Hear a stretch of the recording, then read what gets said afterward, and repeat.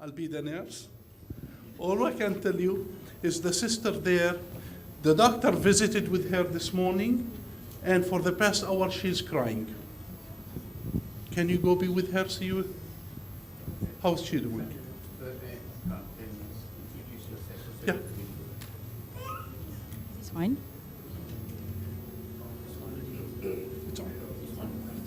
Assalamualaikum. My name is Nurul Iza. I'm from National Cancer Institute. Okay. Assalamualaikum. Waalaikumsalam. Hai. Saya Iza, boleh saya duduk? Duduk lah.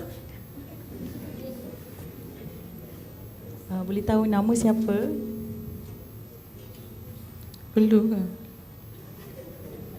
Okey. Tadi doktor kata, can I speak in Malay? Oh, okay. Tadi doktor kata nampak sedih macam tu. Sekarang rasa macam mana? Kan nampak sedih ni. Saya baru dapat terima berita. Nampak tak? Air mata pun nak keluar ni. Okay. Boleh saya panggil nama apa ya?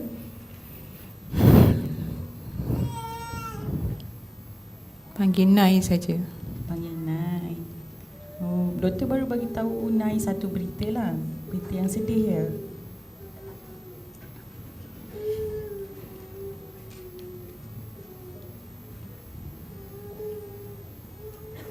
Berita yang sedih ni berita yang tak dijangka ya. Dah berapa lama Nai dah ada dekat hospital? 5 hari dah. Dah 5 hari. Dekat hospital okey ke makanan dia? Boleh tidur semua? Makanan okey lah. Masin sikit. Okey. Ada siapa-siapa datang melawat Nai waktu 5 hari kat hospital?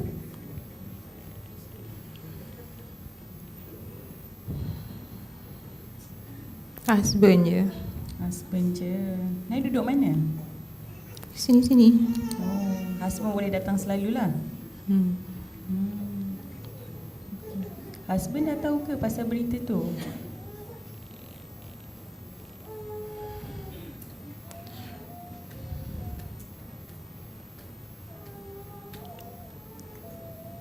Tak tahu. Sorry?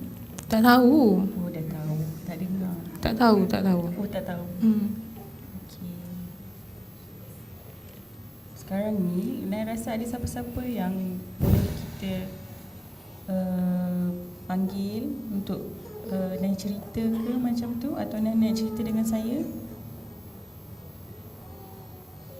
Ada apa saya boleh tolong? Boleh ke awak tolong saya ni? Dengan masalah saya ni, dengan saya ada anak lagi ni, boleh tolong? Kita cuba dulu dengar apa masalah Nai. Kalau share mungkin boleh kurang sikit.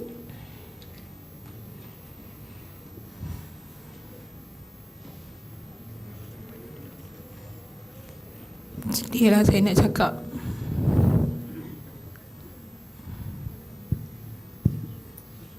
Macam-macam saya nak fikir. Macam mana boleh tak tolong saya selesaikan masalah saya ni? Bila doktor bagi tahu penyakit saya,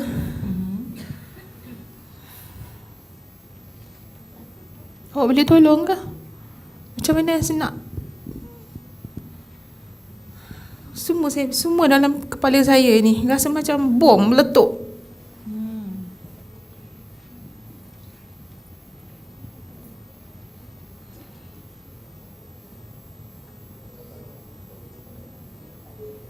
Boleh nampaknya saya ada banyak masalah ya.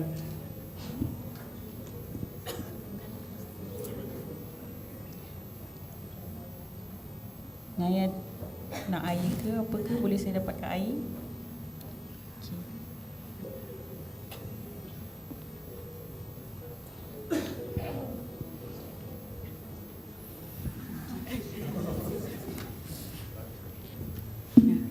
Ini air untuk Nai. Kita minum dulu. Tarik nafas.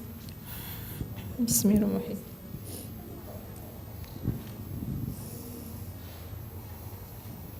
Okey. Nafas lagi.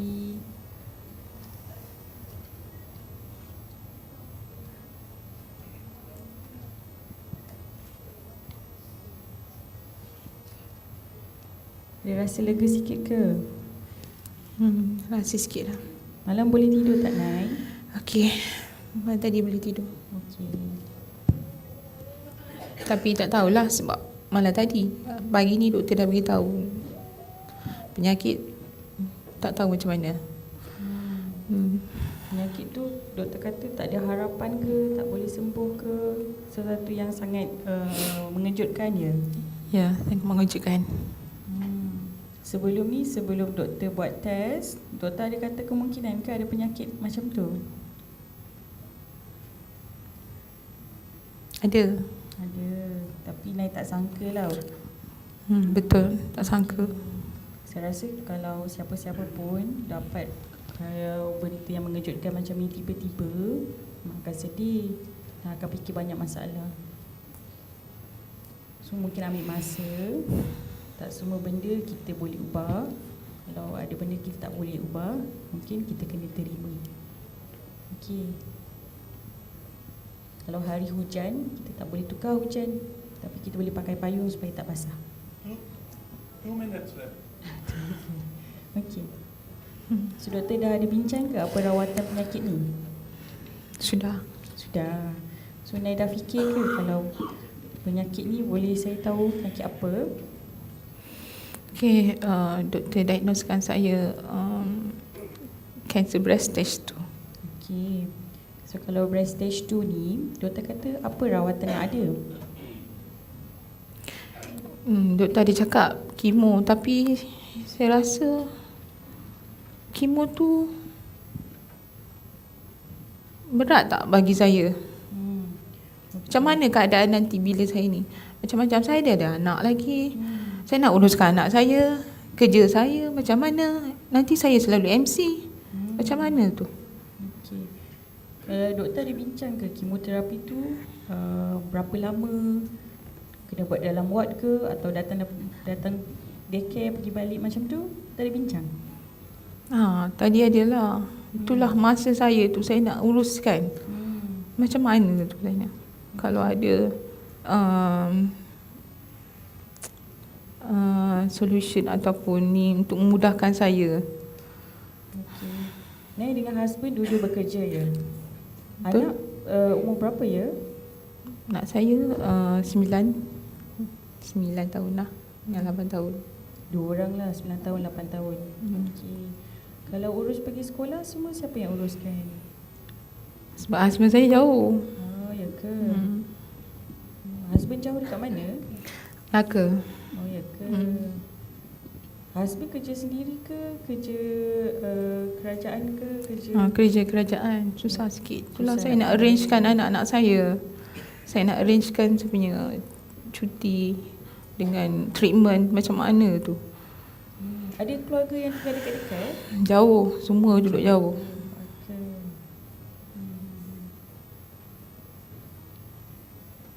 Ni sekarang husband tak tahu lagi kan pasal kanser ni? Belum. Mungkin nak boleh bincang dengan husband macam mana cara kita nak selesaikan masalah ni. Benda ni tak boleh buat sorang-sorang. Boleh? Husband ada nak datang? Ada. InsyaAllah dia datang. InsyaAllah dia datang. So Nai nak bagi tahu sendiri ke nak doktor bagi tahu dengan husband juga nanti? Macam doktor tadi bagi tahu dekat Nai. Tak apa, saya bagi tahu lepas tu minta doktor akan terangkan sekali lagi dekat dia bagi untuk dia kuatlah tahu semua. Okey. So Nai rasa lega sikit ke lepas cakap? Baru rasa lega sikit. Kalau tak nak saya tak tahu kat siapa saya nak bercakap. Sebab tak ada orang datang tanya kan, duduk seorang-seorang. Kalau lepas ni saya datang lagi boleh? Okey. Kita sembang-sembang je. Boleh? Boleh. Okey. Okey, jaga diri. Okey. Assalamualaikum. Thank you so much. Can you tell us about this patient? What's happening with her? So This patient is recently diagnosed with breast cancer stage 2. A lot of psychosocial issues mainly, I think, regarding the who going to take care of the children later, how she going to cope with the treatment, with husband is away in Melaka. So in terms of treatment, hasn't started on any side effect. But then most of it worries are psychosocially. In terms of symptom, not much of symptom per se. She didn't complain of any at the moment. How was the visit? How did it feel like for you? The visit, it changed from when she tried to push me away to when she's more open. So it took time, and then basically she started with anger with the diagnosis. So it's For you? for me. I see. For you? Oh, for How did you feel while you were visiting with her? How did you feel while visiting with her? Initially, I not scared, but I was a bit awkward when she tried to push me away. But then when I tried to stay, she actually opened up to me. So she started open up to me and start talking about her problems. So when she said also she get a bit better, even though it's just a bit better. I didn't offer any solutions too, but then she feel a bit better. It made me relief. Let me turn to the crowd, and we don't have much time really to go into details, but can you point to something, maybe improvement she could have done better or differently? Can you think of something that she could have said if you are in a situation like that? By the way, she did wonderful. Can you think of something different? She could have done it differently. Because always there is room for improvement, right? Is there something different she could have said or did? Yes.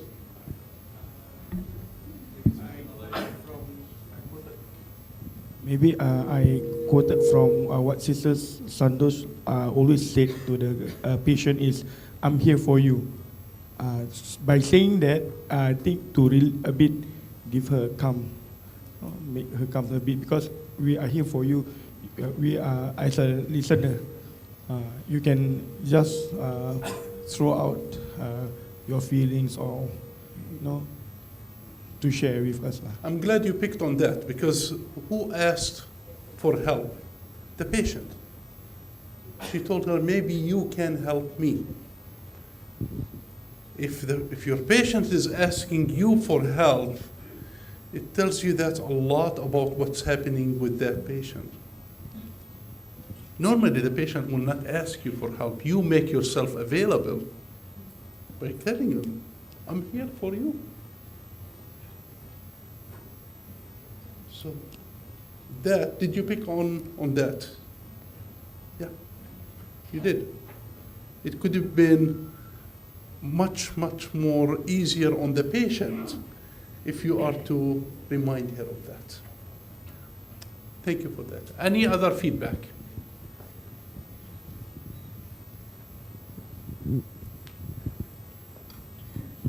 I just want to stress out that some of the patients, when we see them, they are willing to speak with us, and they're willing to share with us. Some of them, they are might be not comfortable. I mean, when we go and see them, they're not comfortable to share. Can you limit it to this scenario? Yeah, this scenario. Yeah. This scenario. Yeah. And then at the first place, when she come and ask something, and then a little bit stressed there, and a little bit just like put what we call push away, and then the things like that. And then I see at that moment that it's not just like maybe the patient is not comfortable to speak at that time, so we can come and go and come again. Maybe that way can be practiced, because every patient has different what they think. And You mean go, leave the room and come back?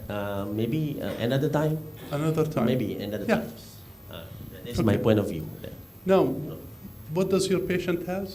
What's the diagnosis? Breast cancer. breast cancer. Most likely she'll be in the hospital, in and out, or for a long time. And most likely this is not the last visit. This is just the first visit. With this, my feedback is you introduce the element of did you tell anyone, and you are trying to get as much information as you can, and came across you talked more than her. Okay? You talked more than her, which should be kind of the opposite. You tried to stimulate her interest to talk to you and to sit and listen. I like the way you were sitting, and if you are the patient, you were sitting and you were leaning forward. You're interested. You were interested in listening. So your body, you were leaning forward. If you're sitting this way, she was sitting that way. She's like not comfortable, but you were comfortable with her, that's very good.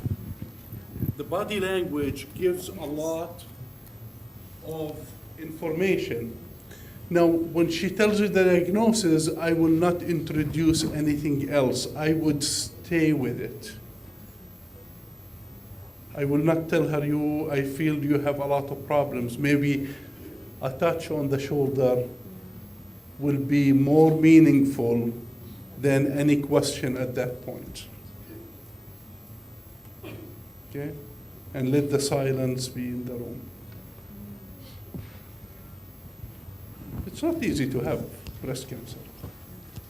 It will introduce a lot of issues to go with it, medical and psycho and social and relational, everything. So you will not be able to finish everything in this visit. You just started to build a relationship. Both of you did wonderful, and she was a hard patient.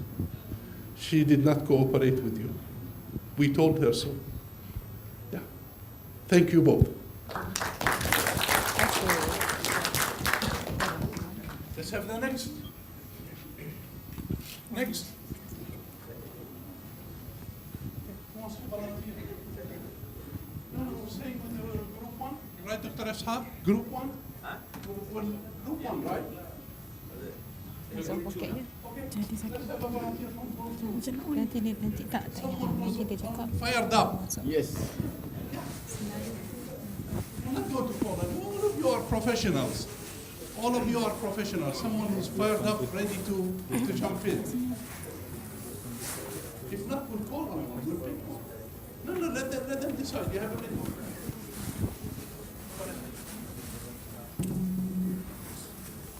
So what's your... What's your story? I got an abortion, miscarriage, Okay. after a long time marriage for 15 years. Okay. And this time is the third time I got an abortion. And then family, my mother-in-law already pushed me to get a baby for my son and for my husband. Got it. This is it. I feel not comfortable this patient because someone is pushing you.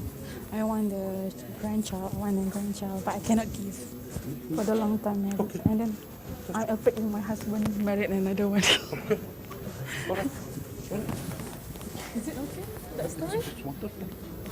Wonderful. It's your time. How to on this one? It's on already.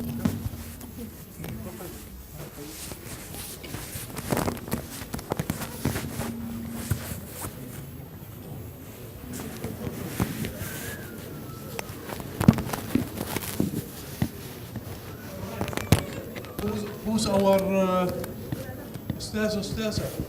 Come on.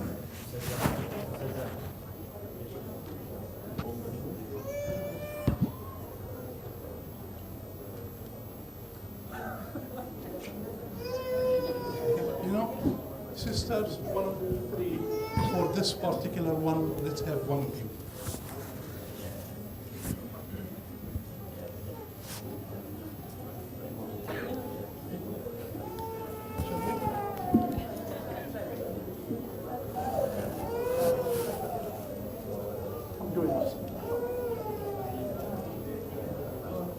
You're going to thank me for this afterwards. Come on.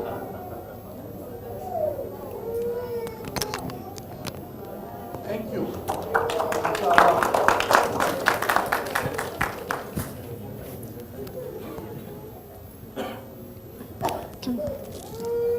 Can you introduce yourself to the group, please?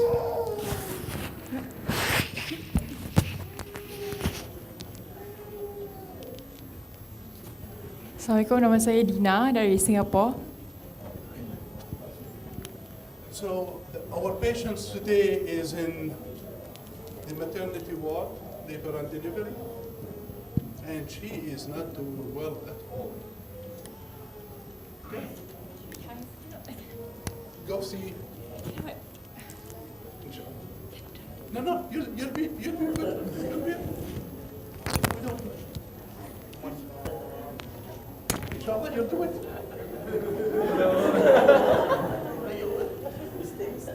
Okay, Mr. Kamal, I volunteer. Come on. MashaAllah. From Singapore. MashaAllah. No. For your group. Come on, MashaAllah.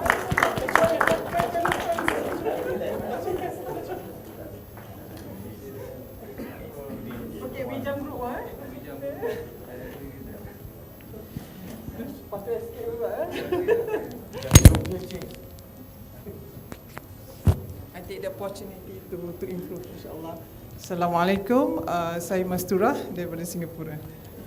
You heard what we have a patient in the maternity ward. Yeah, Can you please go be with them? And we have 5 minutes. 5 minutes. Assalamualaikum.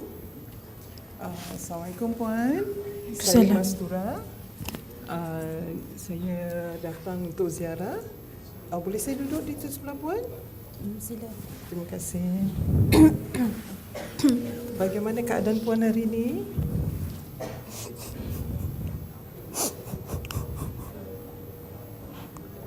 Saya lihat Puan amat sedih. Ada sesuatu yang mengganggu Puan? Maaf, saya lupa nak tanya. Siapa nama Puan? Salah. Saha. Saha dah berapa hari di hospital? Dah 2 hari. 2 hari. Bagaimana keadaan Saha hari ini? Am I look good? Oh ya. Memang nampak keadaan sedih dan agaknya bagaimana apa doktor kata mengenai keadaan Saha di sini? Baby saya dah tak ada. Baby tak ada.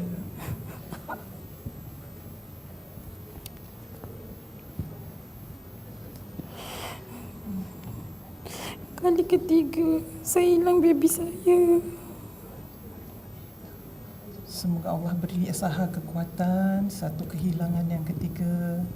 Rasulullah ada mengatakan orang yang kehilangan anak dan rida, Allah tunggu dia di jannah insya-Allah. Dan anak-anak tu pun tunggu Saha di jannah. Bagaimana suami Saha tahu yang keadaannya sekarang? Tahu. Tahu. Okey. Tapi family tak faham. Tak faham. Maksudnya macam mana tu? Yelah, mak mentua keep on pushing nak baby, nak cucu. Ya. Tapi until now I tak dapat bagi. Tak I bahagia. menantu sulung. Menantu sulung.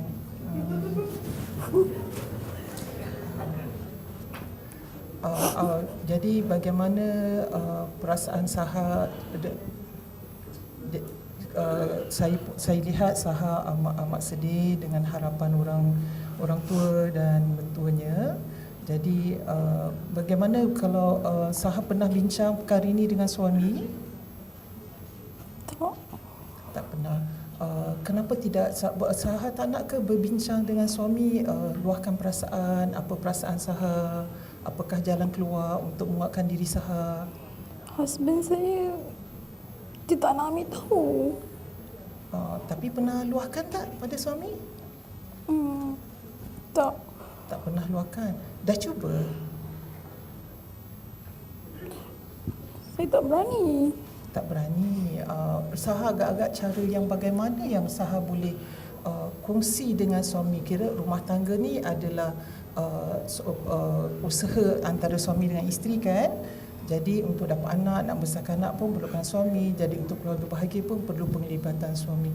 Saha rasa usaha yang ikhtiar yang bagaimana boleh membantu supaya suami juga memahami keadaan Saha dan boleh membantu Saha? Saya tak pastilah Puan. Tak pasti. Suaminya Saha tinggal di mana? Tinggal dengan suami. Dekat ke dengan hospital sekarang? Oh, dia tinggal dengan mentua semua? Antara suami selalu ziarah Saha? Hari ini semalam suami datang ziarah? Datang sekejap. Datang sekejap. Jadi suami datang pagi ke petang? Lepas habis waktu kerja. Lepas kerja. Saha nak cari peluang untuk bincang dengan suami malam ni? Bila suami datang ziarah? Saya akan cuba. Ada sesiapa yang Saha rasa boleh bantu bersama, duduk dengan doktor sekali untuk bicarakan keadaan Saha? Saya rasa perlu sebab saya tak ada kekuatan nak cakap dengan husband apa masalah saya. Saya stres lah dengan benda ni semua. Oh ya Kak, saya pun lihat saya amat sedih dan amat stres. Mungkin sebagai satu cadangan, ada apa pendapat Saha kalau kita duduk sama, kita panggil doktor dan suami untuk bincangkan keadaan Saha, apa yang menyebabkan keguguran sampai 3 kali dan apakah langkah yang boleh kita ambil supaya di masa akan datang kita boleh menjaga kandungan tu dengan lebih baik. Apa pandangan Saha? Boleh ke macam tu? Boleh. Ini memang tugas kita di hospital ni untuk membantu para pesakit kan, seperti Saha. Tapi kalau husband saya tak ada masa tu, boleh ke lain kali? Boleh. Jadi kita akan bincangkan. Jadi bila suami datang petang ni, cuba kita bincangkan masa yang sesuai, pukul berapa dan sebagainya, dan kita akan saya dan pihak hospital akan berbincang bagaimana kita boleh beri sokongan pada Saha. Tapi yang datang depression ni daripada mak mentua saya. Dia keep on pushing. Macam mana? Mungkin insya-Allah bukan pushing Pushing. tak faham lah. Sorry. Pushing ni macam mungkin insya-Allah kita bincang dulu dengan suami dan kita mungkin cari kerjasama dari suami. Kita cuba cari dah keluar bersama kita buat satu tahap, satu langkah, insya-Allah mungkin itu akan menjadikan Saha lebih kuat. Insya-Allah boleh. Okey, kalau gitu petang ni bila suami ziarah, Saha keterangkan hajat dan pada suami untuk kita berbincang, dan saya akan beritahu dengan sister dan doktor supaya kita boleh duduk sama masa yang sesuai. Boleh. Okey, alhamdulillah, insya-Allah kita jumpa lagi.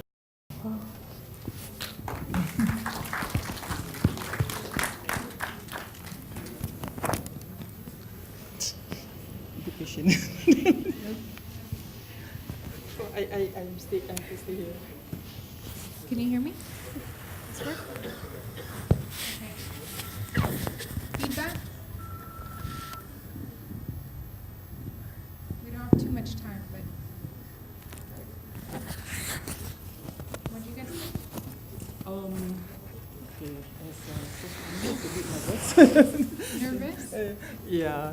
When I reflect the whole process, I sometimes do not know how do I to go about. So I go with the flow. I try to get the prompt from her, and I remember the tips from yesterday's session. Remember the last 3 or 5 words of the patient, right? So I pause for a while and think what is the. So the quiet moment is for me to reflect what she wants, following her direction instead of.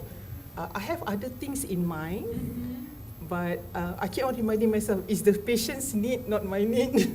Yeah. Very good. They can say in Malay.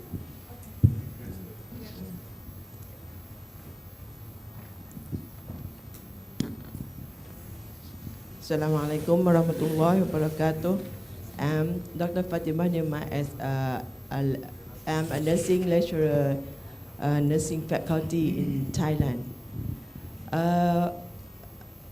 The process is good, and then the counselor so nice, and then can do the client keep down. They have and they follow the step of the counseling.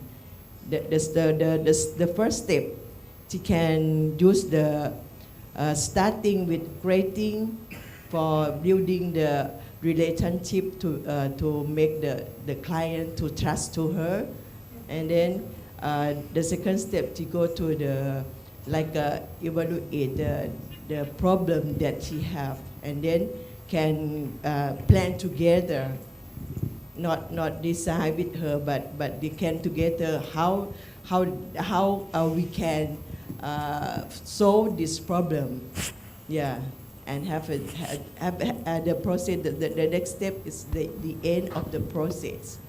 Yes, it's okay. It's so Thank good. you. Yeah. Thank you. Did anybody notice in the beginning when she was trying to get the story out that she used touch? Right? That she extended her hand, she put her hand on the shoulder. How did you feel when did you feel comforted that she was there? Comfort me. Yeah, that was really wonderful.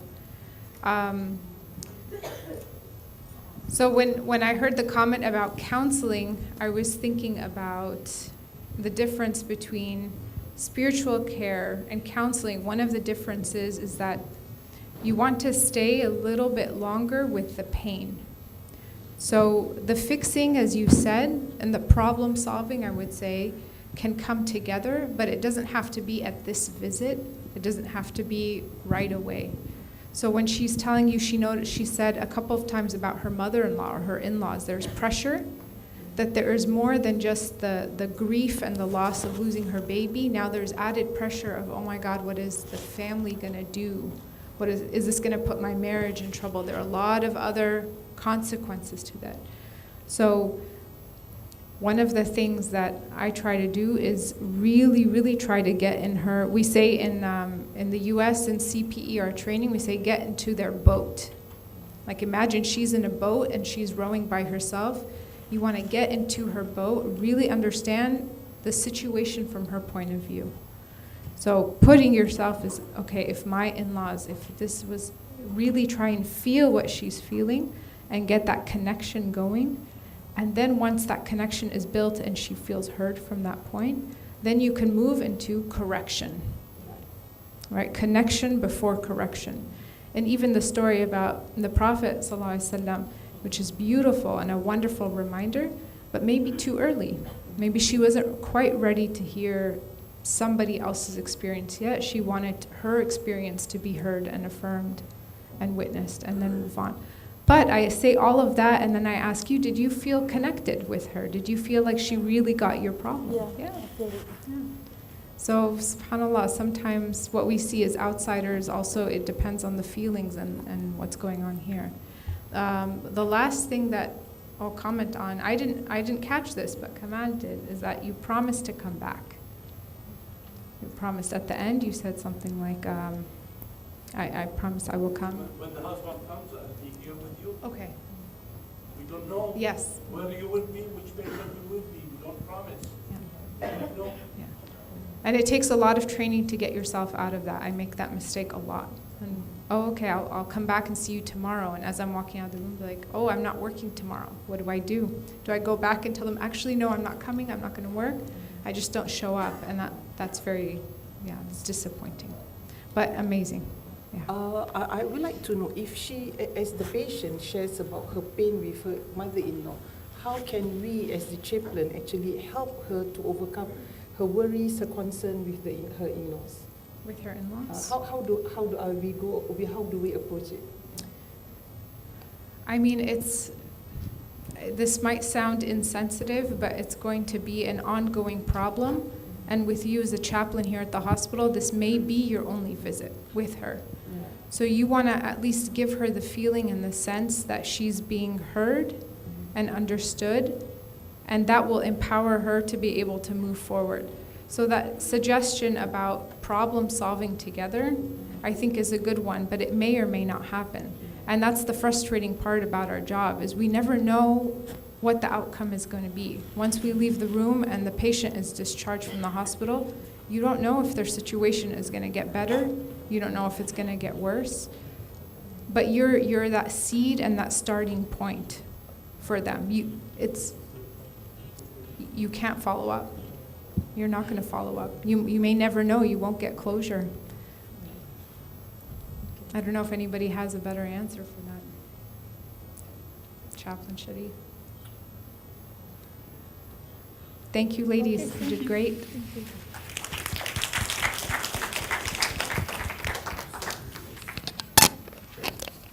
Group 3?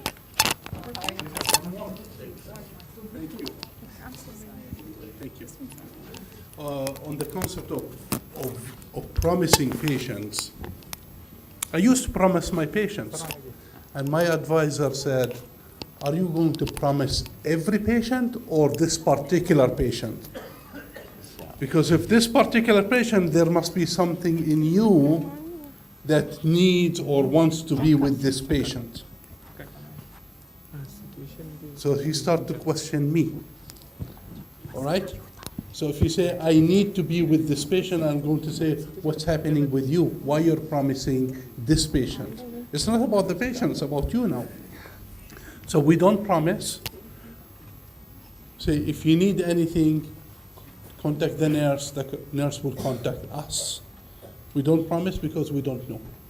All right, we're going to have the last volunteer to come, all right, here. And since Al-Islam Hospital is our host and organizer, we're going to have the Ustaza from Al-Islam, Adlina. Can you join us, inshallah?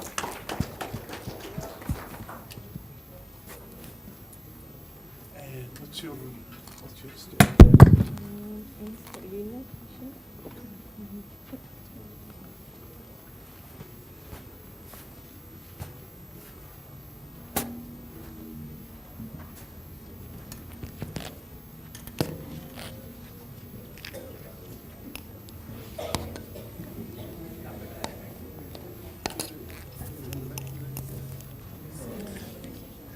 Can you introduce yourself, please? Assalamualaikum warahmatullahi wabarakatuh. I'm Adlina and I'm one of the religious officer in Al-Islam Specialist Hospital. Right. MashaAllah. We have a patient who has been coming in and out of the hospital for a while and she's not doing well.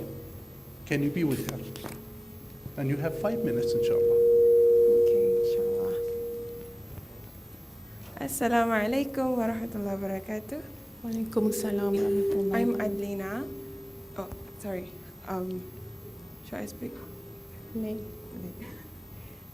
Assalamualaikum warahmatullahi. Saya Adlina. Saya pegawai agama di Al-Islam. Boleh saya datang untuk melawat? Soalan. Terima kasih. Boleh saya duduk? Duduk. How are you today? Macam mana hari ni? Seperti yang awak lihat lah.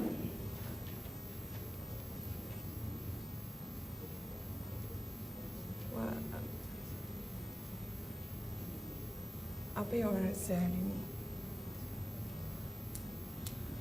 Awak tengok saya macam mana? Saya nampak awak sedih. Saya tak rasa macam tu.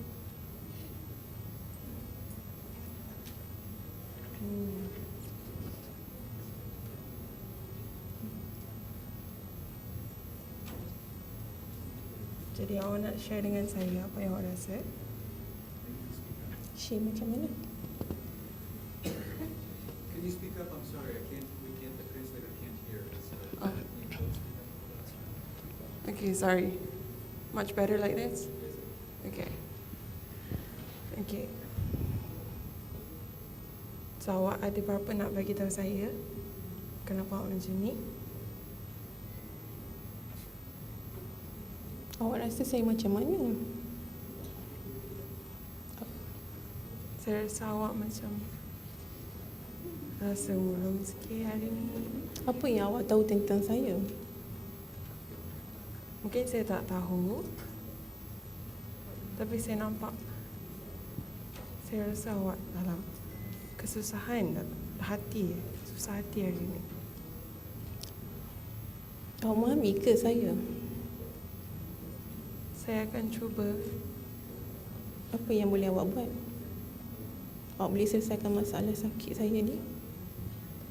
Saya ada di sini dengan awak untuk awak cerita. Mungkin lepas tu awak akan rasa lebih baik.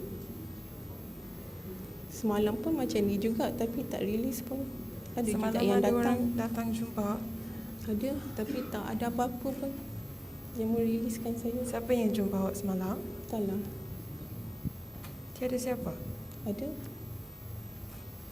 Apa yang mereka katakan? Just dengar apa yang saya cakap lah. Tak boleh bantu pun, sakit saya macam ni juga. Tak boleh hilang.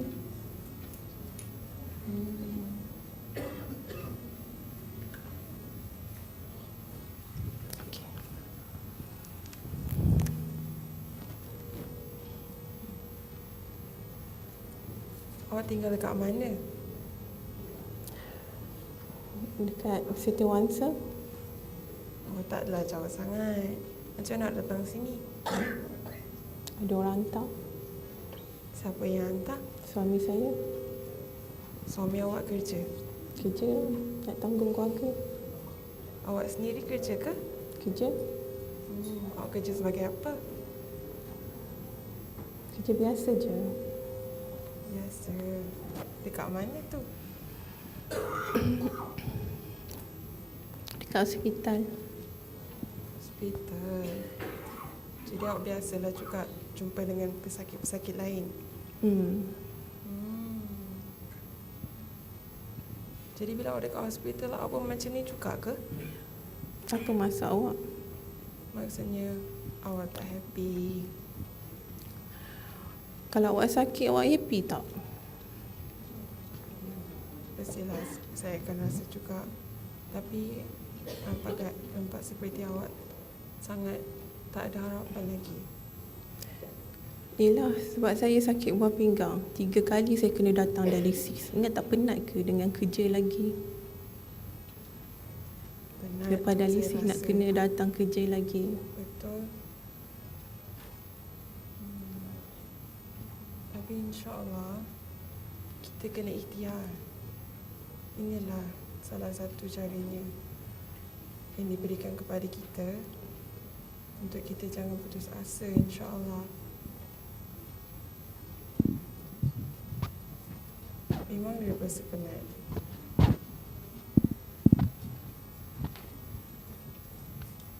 Tapi kita kena sayanglah diri kita juga. Betul. Awak sayang diri awak tak? Ya. Awak sayang suami awak tak? Mesti. Sayang. Jadi insyaAllah kita ikhtiar. Jangan rasa putus asa. InsyaAllah Allah selalu dengan kita. Awak cakap senanglah sebab awak tak menghadapinya. Betul. Tapi saya rasa dapat rasakan yang awak tak happy.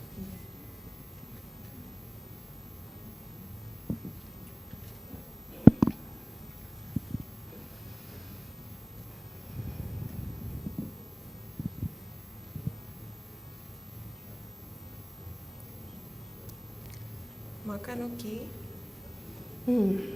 Makan semua nak kena kontrol. Betul lah.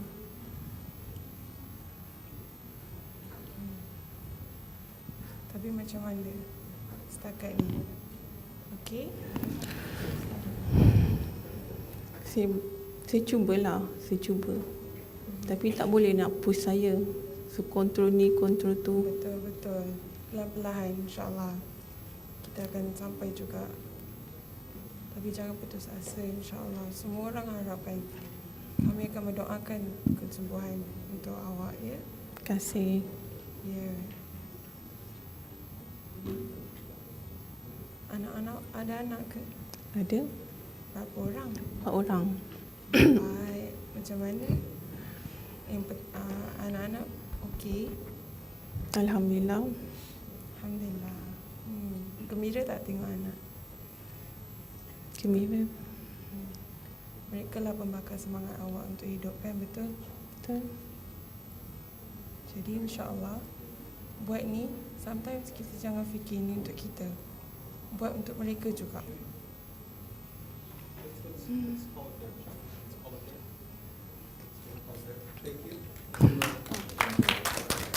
Give our volunteers a hand for that. Can we hear some feedback, inshallah? I want to open up the floor. Thank you so much, ladies.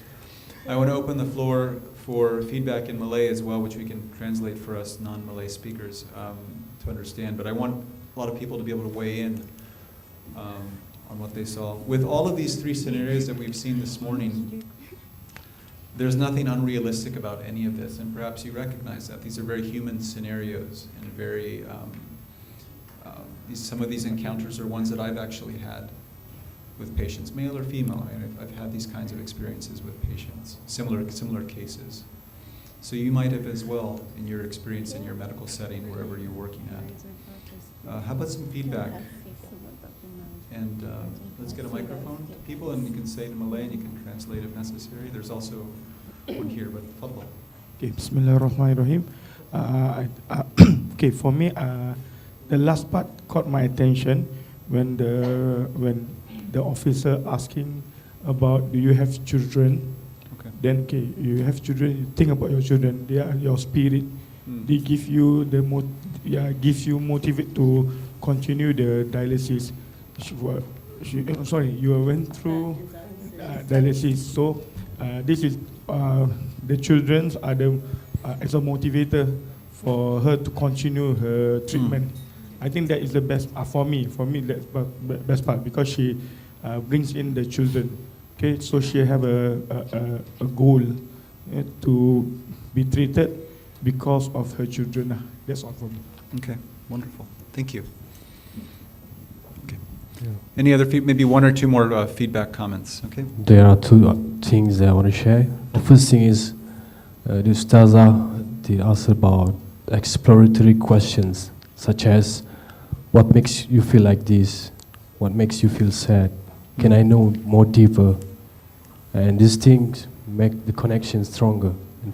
And the second one is she did ask about interpersonal questions, such as where you come from, where do you live.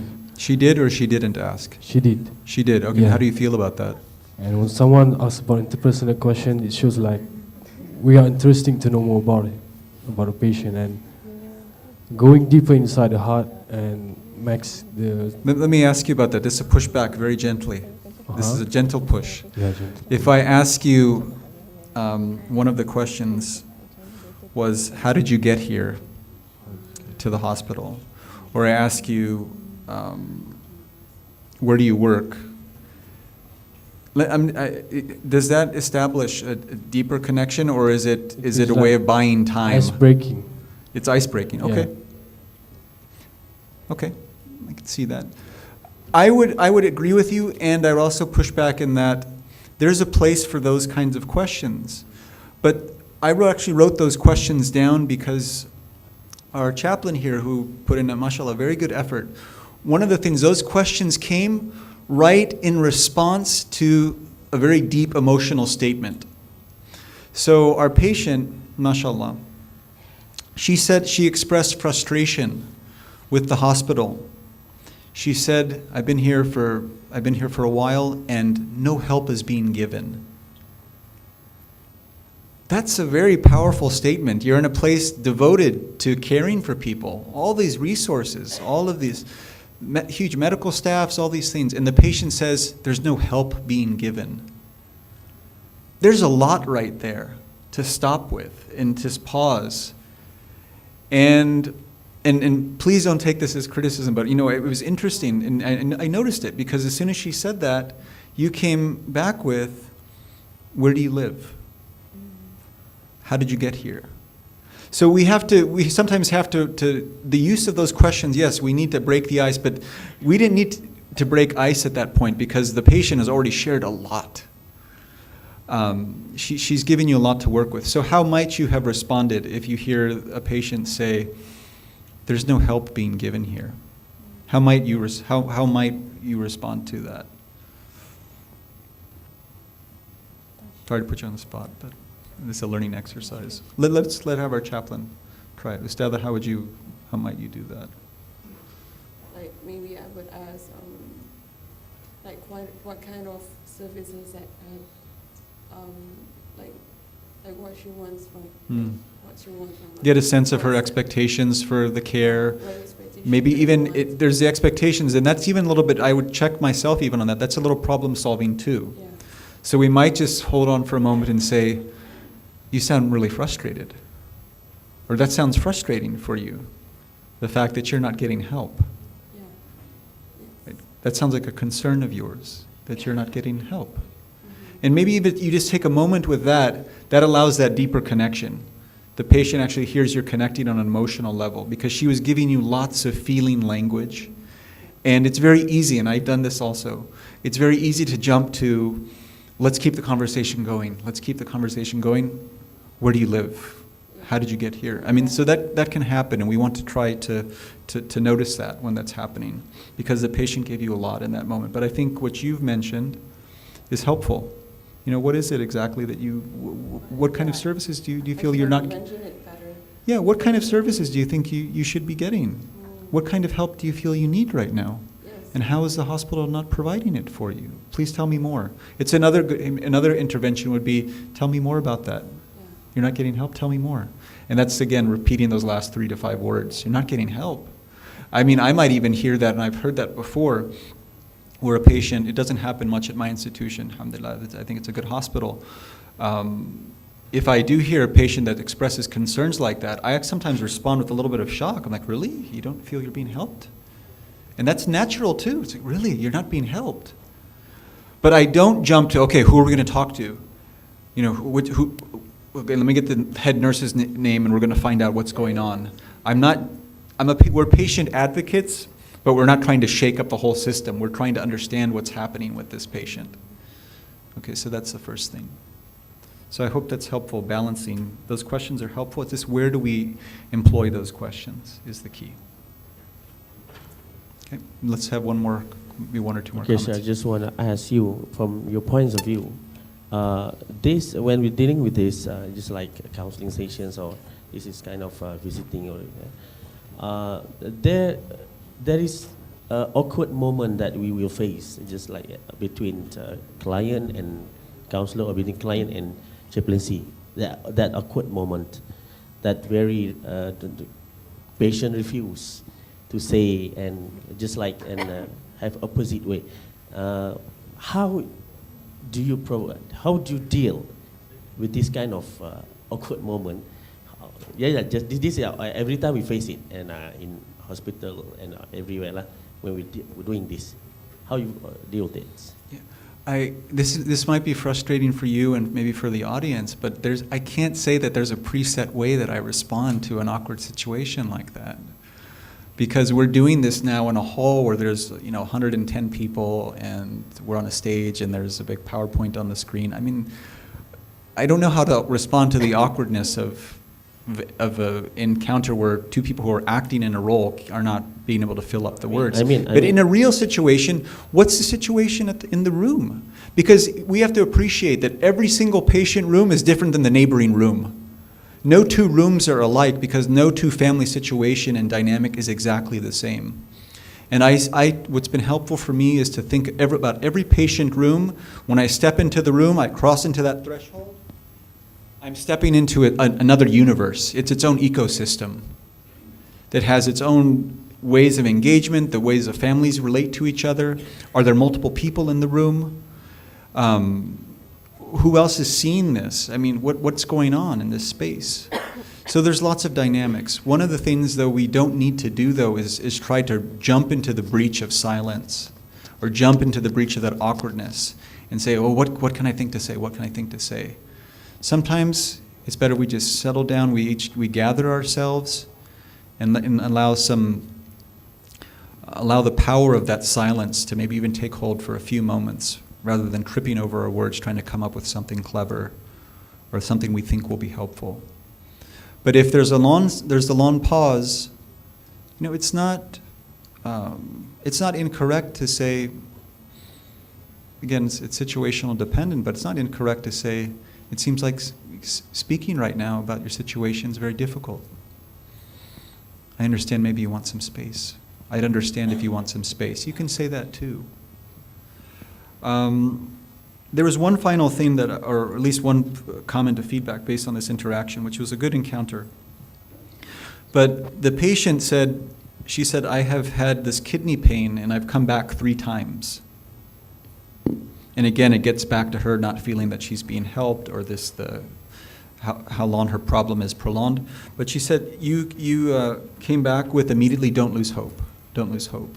And there was an opportunity to sit with the frustration and the anxiety around 3 times, it's coming back. So it was, again, rushing to problem solve. We want to back off of that just a little bit. But otherwise, a very good visit, alhamdulillah. And I love the fact that you leaned in. Early on, you leaned in, you were very close. But I would say, final thing, be aware of touching too early. You just got in the room, you've been in the room 5 seconds, you already put your hand there. So you have to be, if it feels right, then you see how the situation goes. But don't rush into that, because it shows care, but it was very early in the encounter that you did that. So that was something I saw. Jazakallah khairan. Thank you.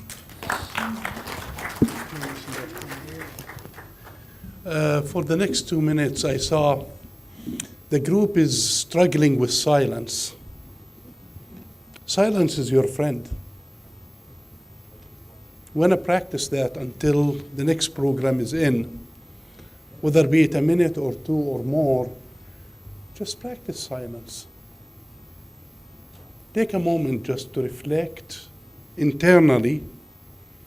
Drop those phones and all of these things, and the chit-chat and the talking with each other, and just reflect. I've been here for 2 days. They gave me so much. Listen to, whether be it acting or real life, it's the same stories that will hit you. Can we put that phone for a minute, please? Can we put that phone away?